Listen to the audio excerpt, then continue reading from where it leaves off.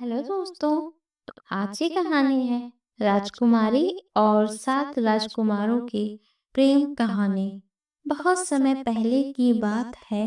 पूर्व दिशा में स्थित एक रहस्यमयी राज्य था, स्वर्णद्वीप नाम का। वहाँ की राजकुमारी अरण्या अपनी सुंदरता, बुद्धिमत्ता और निडर स्वभाव के लिए जानी जाती थी।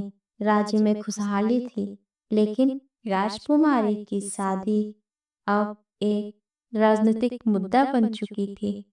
आसपास के 7 राज्यों के राजकुमार, जो सभी शक्तिशाली और योग्य थे, राजकुमारी का दिल जीतना चाहते थे। राजकुमारी अरण्या के स्वयंवर का ऐलान होते ही सातों राजकुमार वीर प्रताप, आर्यन, विक्रांत, समर, ईशांत, देवांश, मानव स्वर्णद्वीप पर पहुंचे। हर राजकुमार के पास एक अलग गुण था।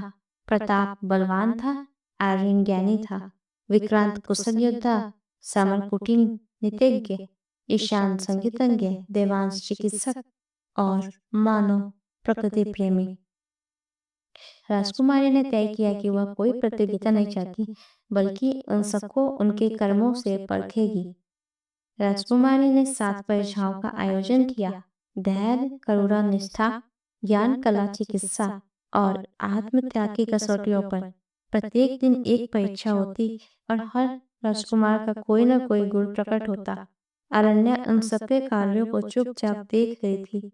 उसे समझ में आ रहा था कि हर राजकुमार अलग तरह से योग्य है, लेकिन अब सवाल यह था कि उसका दिल किसके लिए धड़कता है।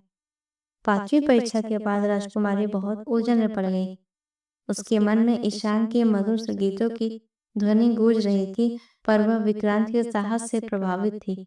मानव की प्रकृति के लिए सेवा भावना ने भी दिल छू लिया था। उसे एहसास हुआ कि सिर्फ गुणों से नहीं, प्रेम तो आत्मा के गहरे संबंध से उपजता है।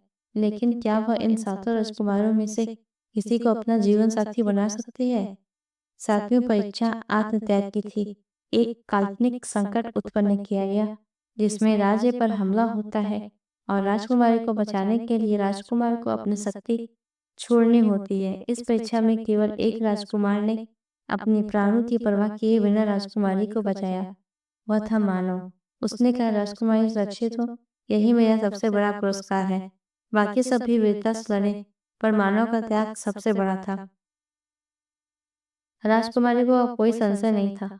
उसने सभी राजकुमारों की प्रशंसा की और उसने ऐलान किया कि वह सिर्फ मानव से ही विवाह करेगी। कारण सिर्फ उसका साहस नहीं, बल्कि उसका निस्वार्थ प्रेम था। मानव हैरान था। उसने कभी सोचा भी नहीं था कि वह चुना जाएगा। सातों राजकुमारों ने इस निर्णय का सम्मान किया और राजकुमारी को आशीर्वाद दिया। राजकुमारी ने सभी राजकुमारों को सम्मानित किया और किसी को राज्य का दूत, किसी को प्रधान वैद्य, किसी को गुरुकुल का संचालक नियुक्त किया। वह चाहती थी कि उनके गुरु से राज्य समृद्ध बने। विवाह के दिन पूरे राज्य में उत्सव मनाया गया। नृत्य, संगीत, उल्लास का अद्भुत संगम हुआ। यह कोई साधारण विवाह नहीं था, यह प्रेम, कर्तव्य और त्याग का उत्सव था। राजकुमारी और मानव ने मिलकर राज्य को नई दिशा दी। उन्होंने प्रकृति संरक्षण और जन कल्याण को प्राथमिकता दी। समय के साथ स्वर्णद्वीप एक आदर्श राज्य बन गया। बाकी राजकुमारों ने भी अपने अपने राज्यों में अच्छा कार्य किया और वे हमेशा अरण्या और मानव के मित्र बने रहे। यह प्रेम कहानी एक मिसाल बन गई, जहाँ प्रेम जीतता है, लेकिन सभी का सम्मान बना रहता है। Thank you guys. तो आप लोग को मेरी ये कहानी कैसी लगी, प्लीज़ लाइक शेयर कमेंट करके हमें जरूर बताएं। Bye bye.